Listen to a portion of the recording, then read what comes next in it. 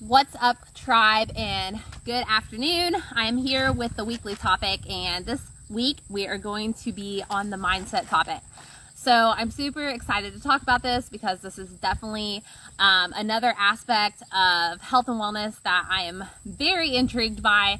And I feel like over my lifetime, I have learned to kind of master and control over what I used to be able to do with my mindset. So just a little bit of back history with me. I grew up in a fairly, how do I want to say this? I grew up in a family that was pretty hard on us, as in, like, we were supposed to work hard. We definitely had rules that we needed to follow, and if not, there would be consequences. We did a lot of yard work. I started working at 15, doing a lawn care and maintenance, and the lawn care and maintenance was with my dad, and it was very like long days in the extreme heat where I was push mowing and string trimming as a girl, and really I was beating the guys. I'm not gonna lie, and my dad can tell you the same thing. And so we definitely had an upbringing that was very hardworking and very disciplined. But I rebelled a lot. When I got into my teenage years, I rebelled hard, and really I rebelled kind of my whole childhood, but especially when I was a teenager. And because of the upbringing that I had, like, I personally, as a girl, felt like it was harsh, and I appreciate it today, but I didn't appreciate it then. And it definitely helped me become the woman that I am now, even if there are some aspects of me that I'm still trying to work on internally. Okay, so that's kind of a background to me. When I started rebelling really hard, I got into some drugs. I got into doing things that I'm not proud of and I don't really wish to share. I just was not an overall good person. I was very about myself and not thinking about any other people around me. In some sense, I was still helpful with people. Like, if I saw somebody was being bullied or something like that, I knew that it was wrong. And so I did have this natural sense to help people and stop bullies. I always stood up for my friends. So I kind of had these core values still. Like, if you were part of my tribe, you were my tribe, and I stood up for you. So in that aspect, I definitely was thinking about people, but I was very much so harming myself. And the reason that this plays a big key in this topic is because I was in a such dopamine state, as in I was constantly indulging, I was constantly doing drugs, I was constantly doing things that made reward centers for myself go on sky high, but nothing really beneficial. So this is why this is important, because essentially it creates addiction, and that's where I was in my life. I was an addict in some sense, with multiple things. It was multiple sensories that I was addicted to. Okay, so this is where the pleasure and pain balance comes in, and that's what I'm going to talk about today. So we have dopamine and we have serotonin, and these two things create pleasure, and it's things that our body naturally wants to seek out. We want to be rewarded, right? We want to be rewarded in life. Okay, so when our dopamine levels go up, we have to keep a brain balance. Okay, so when the dopamine levels come up, our pain levels also rise. Now, the way that you can become aware in this is that, let's say you're watching Netflix and you're watching your favorite show, and this is kind of where the binge of the show comes into play, right? You don't really know that you have an addiction to this show, okay?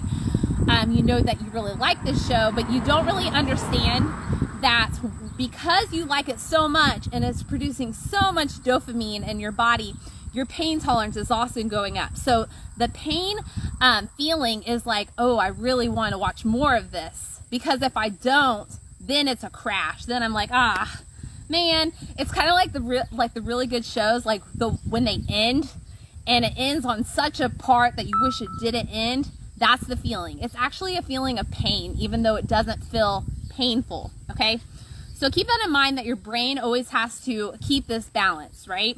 So even if pain's going up, there's going to have to be a dopamine balance too, which is what I'm going to get into a little bit later into this topic. So The reason I wanted to mention that particular thing is because also, the wind, guys, this hair.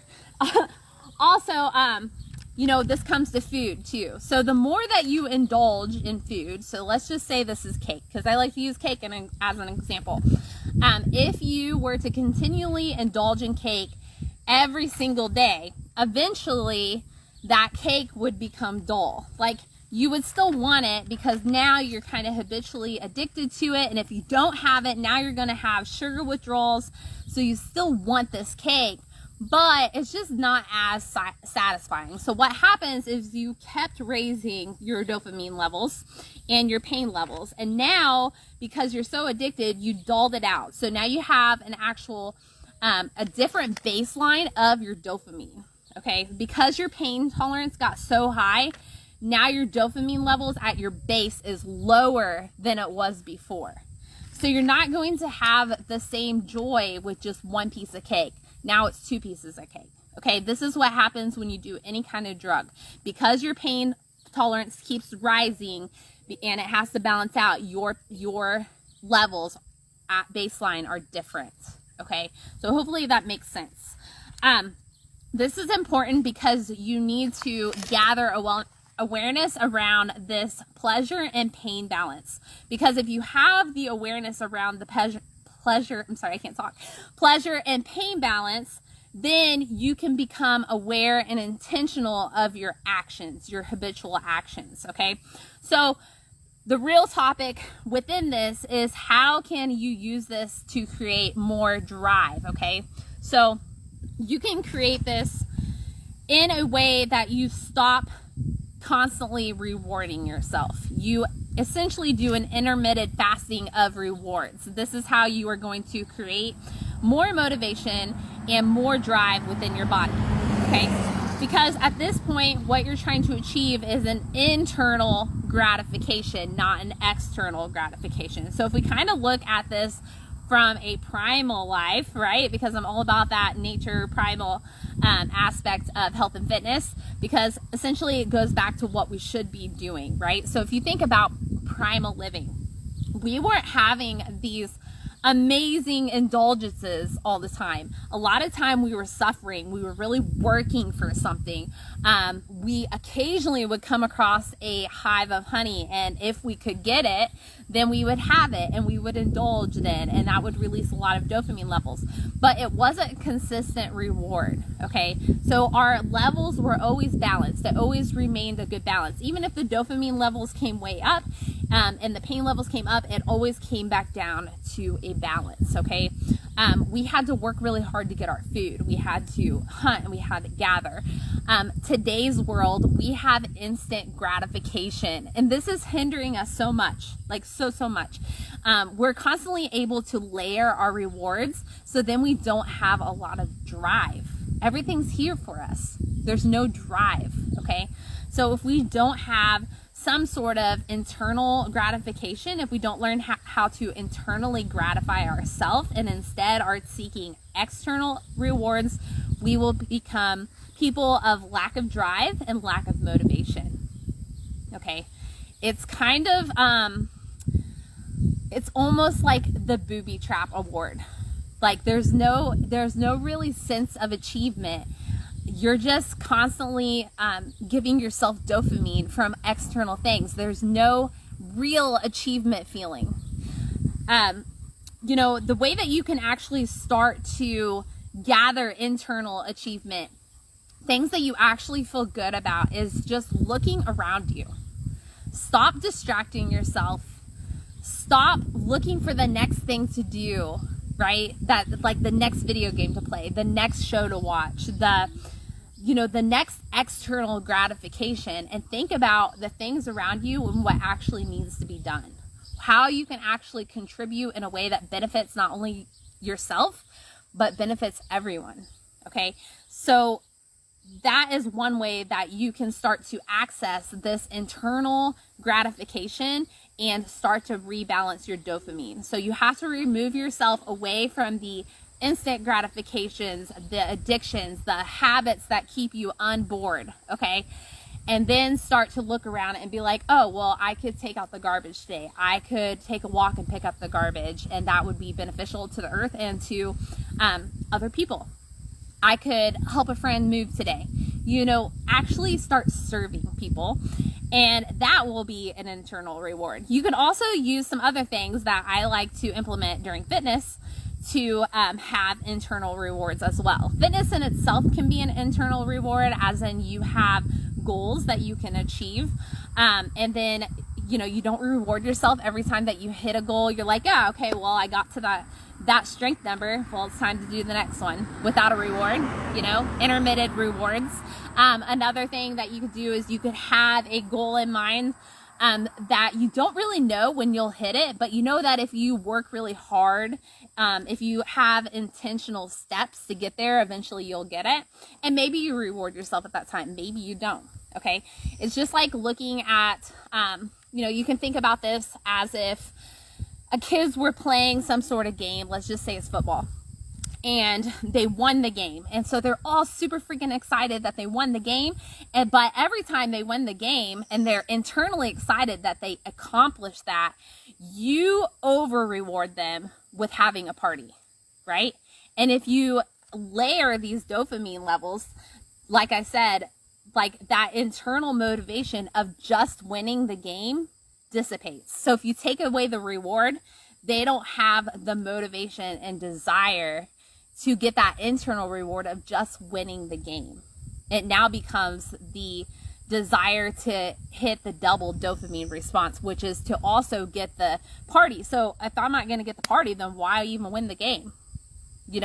So these are things to keep in mind when you are giving yourself external dopamine and learning how to reward yourself with self-talk and little accomplishments and feeling good about helping others, and start to gain motivation and control over dopamine levels by living in simplicity. I can't talk. Simplicity, being joyful for the cup of the one cup of coffee and not overindulging in it, enjoying it. Having dopamine levels in response to smelling some flowers and taking a walk and teaching someone like your child how to write their name. Just living a more simplistic life instead of trying to reach all these huge freaking goals all the time. And then you're so depressed because you reached all these goals and it wasn't as rewarding, because the real reward is internal and it's everlasting if you keep up with it. So another way that we can increase dopamine levels that kind of fit into the health and wellness phase as well, that also increase longevity, because I kind of wanted to go here, is heat exposure and cold exposure. So this kind of goes back to primal living as well. We normally lived without air conditioning and without heat, right? So there would be heat days and there would be cold days. And so we are still able to access those genes. Of what happens is these other genes are unlocked according to heat exposure and cold exposure. And they also increase our longevity of our life. Okay, so we actually live longer. So you can, you could work outside when it's really freaking hot, and you're going to release these endorphins. And what's going to happen is that there's actually a gene. Let me find the name because I kind of forget. There's this gene that's released internally that what happens is it actually binds to this receptor, that when your dopamine comes and it goes to touch this receptor, you actually have a bigger dopamine release. Okay, so when you are overheated, there's this gene that is activated. And what this does is it makes you super uncomfortable. It's like, I want to get out of the heat now. I don't want to be in this heat. But if you were to sit in it long enough, if you were like in a sauna, or you were out mowing your yard on a really hot day and you suffered, if you let yourself suffer a little bit, then your other receptor grows more receptors onto it. So when dopamine is released, which is released during a sauna or after a hard workout, or really when you laugh, anything like that, when dopamine is released, it will now attach to these extra receptors here. And so your dopamine is actually higher in a natural form, okay?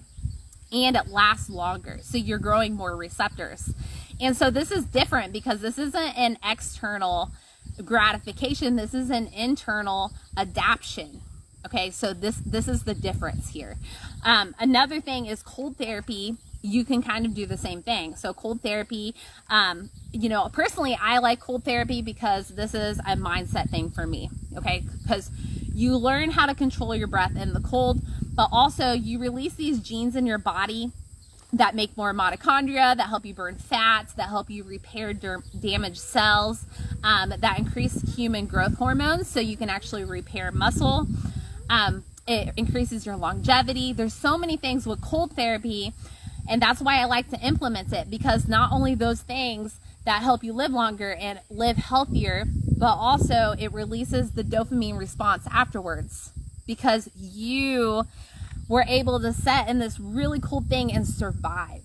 Okay, so it's a natural shift of dopamine response instead of these external rewards. So there's all kinds of ways where we can start to control our dopamine response and start to maintain a level balance where we are naturally balanced and we're able to enjoy just doing beneficial things for people, but we got to break free of the external addictions. Okay, so when we do start to break free of these external addictions, what does this look like? So I want to help some people here because I know that we're all semi-addicted to something, right? Whether that's Netflix, that's your cell phone, that's sugar, whatever this is. Okay, so how do we get started with that? Well, the first thing that you have to do is be totally aware of this. You need to know that, you know what? Every single day I'm on my phone for 8 hours. Every single day I need to eat a tub of ice cream. Every single day I have to do X, Y, Z. Okay, and you know that this is a negative habit that you're wanting to break. So the awareness is acknowledging that this is a habit that I want to break, okay? And that I have a problem breaking. So after that, you need to be aware of things that make you reach for that item, whether it's an emotion, you're bored, you're just trying to fill time, I don't know, whatever it is, try to figure out why you reach for that thing. If you can't figure out why, dig a little deeper. Take some time to literally sit by yourself and listen to your internal self. And a lot of people have problems doing this. A lot of people have a problem taking time to really reflect inward and figure out why you're doing all these things to fill up this time that's not benefiting you or other people. Okay. And the reason that I think feel so scared to do that is we're afraid to confront who we really are or what we're really doing. And I know this from personal experience. When you don't really love who you are or what you're being or what you're doing, it's really uncomfortable to sit with yourself. It's really uncomfortable to hear the thoughts popping up in your head, and learning how to control that and let things go and work through stuff. It's really hard, but you have to take the time to do that, or things don't shift for you. Okay, so take the time to figure out why I just sit and watch Netflix. What am I avoiding? Do I not want to clean the house? Well, why? Why don't I like clean spaces? Why do I feel lazy? Things like that. Really take the time to figure it out. The next step is starting to switch the habit.